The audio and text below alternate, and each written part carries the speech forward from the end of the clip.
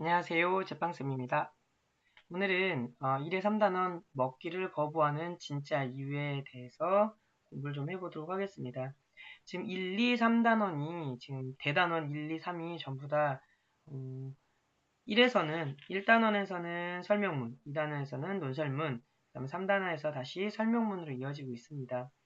그러니까 여러분들이 지금 앞에 부분은 조금 딱딱할 수 있는 그런 내용들로 채워져 있어서 재미가 없겠지만 그래도 조금 문학작품보다는 훨씬 더 공부하기, 이해만 하면 될 수 있는 그런 부분들이 크기 때문에 잘 따라와 주신다면 조금 더 이해가 잘 되실 거라고 생각합니다. 그래서 본격적으로 한번 공부를 한번 해보도록 하겠습니다. 자, 먹기를 항상 우리가 봐야 될 거는 제목을 먼저 봐야 되겠죠. 먹기를 거부하는 진짜 이유. 먹기를 거부한대요. 먹지 않는다는 얘기겠죠. 왜 먹지 않겠느냐부터 시작하겠죠. 왜 먹지 않을까? 그럼 왜 먹지 않는지 이 글쓴이가 이야기하는 부분을 찾아보도록 하겠습니다. 항상 글의 구조를 생각하면서 가야 되는데요. 설명문이라고 했죠. 설명문의 글의 구조를 생각해보자면 머릿말, 처음 부분이죠. 자, 본문, 그 다음에 맺은말이겠죠. 본문에서는 지금 세 가지의 형태로 이야기를 하고 있습니다. 머릿말에서는 당연히 글쓴이가 하고 싶은 이야기, 정보 전달의 가장 근본적인 부분을 제시를 하고요.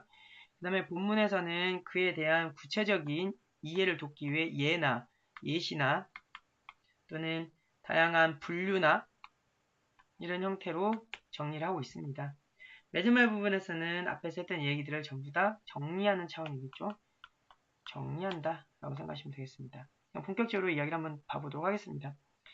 자, 설명문은 좀 특징이 거의 앞부분에 이렇게 머릿말이, 죄송합니다. 머릿말이 이렇게 나와 있다는 점인데, 앞에 부분 논술문에서는 좀 달랐죠. 그 두 단락이 하나의 서론 부분을 가지고 있었던 반면에, 지금 설명문 부분에서는 거의 머릿말과 맺은말이 양 끝에 문단으로 배치를 하고 있다는 점 신경 쓰시면 되겠습니다. 이 머릿말에서 하고 싶은 말이 뭐냐면, 신경성 식욕 부진증이라는 거에 대해서 이야기하고 있어요. 핵심 단어는 신경성 식욕 부진증에 대해서 이야기를 하고 있다. 왜 신경성 식용이라고 했네요. 죄송해요. 식욕 부진증이 나타나게 됐냐라고 봤더니 원인은 20세기 들어오면서 선진국으로 우리나라가 올라가다 보니까 먹고 사는 게 풍요로워졌다는 거야. 그래서 영양이 과소비가 되었다는 게 원인이 되고요. 그로 인해서 사회적으로 날씬한 사람, 깡마른 사람 이런 사람들이 상당히 미의 기준이 되었다라는 점. 그죠? 다시 한번 얘기해 주자면 먼저 원인부터 볼게요. 왜 그런 원인이 생겼느냐? 결과에 대해서 이야기를 하고 있죠. 그래서 20세기에 영양의 과소비, 짧게 얘기해주면 영양의 과소비. 그런 의해서 결과적으로 미의 기준이 날씬함이 됐다는 점. 글씨가 막 이렇게 좀 못 알아봐도 선생님 말하는 걸로 조금 정리하시면 될 것 같습니다. 그래서 사람들이 뭐 하기 시작하냐면 다시 원인으로 들어오죠. 그래서 이 결과에 의해서 다시 원인으로 들어오는데 어떤 원인이 생기냐 했더니 다이어트를 막 하더라. 그죠? 그러니까 미의 기준에 의해서 다이어트를 하는데 이 다이어트를 통해서 그것이 곧 뭐가 된다? 이 먹지 않는다는 거죠. 신경성 식욕 부진증의 원인이 됐다는 거겠죠. 이 다이어트가.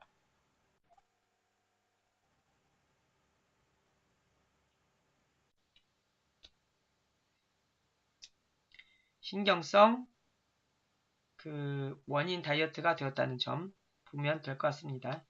신경성 식욕 부진의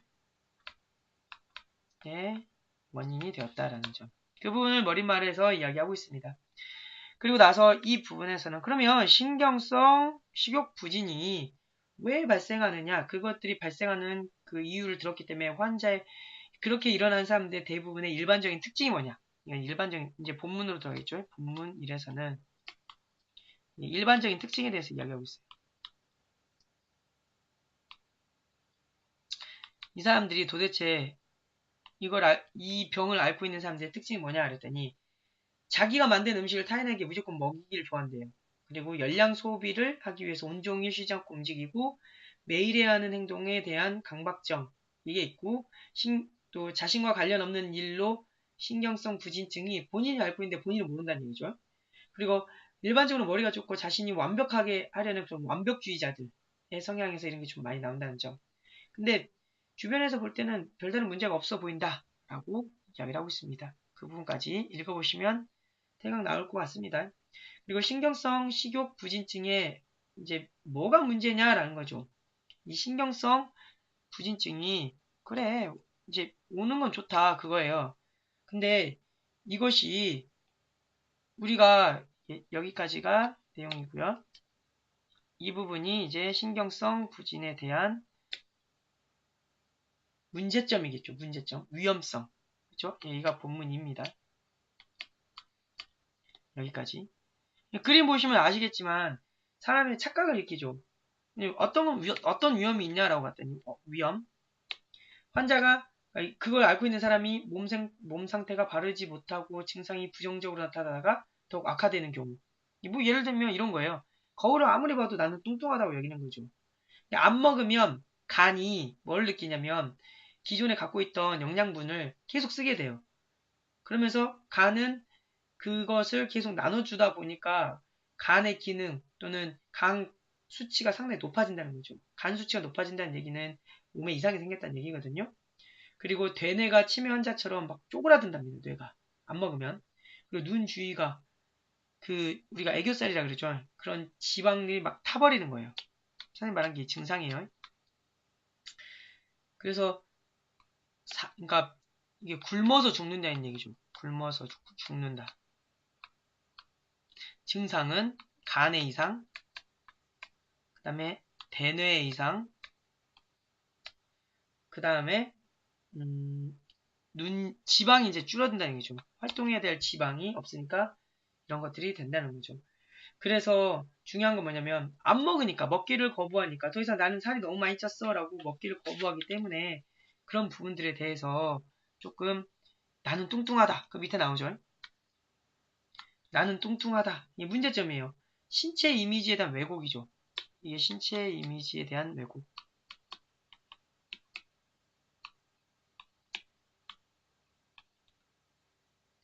나는 못생겼어. 나는 너무 뚱뚱해. 라고 생각한다는 거예요. 나는 말라야 해.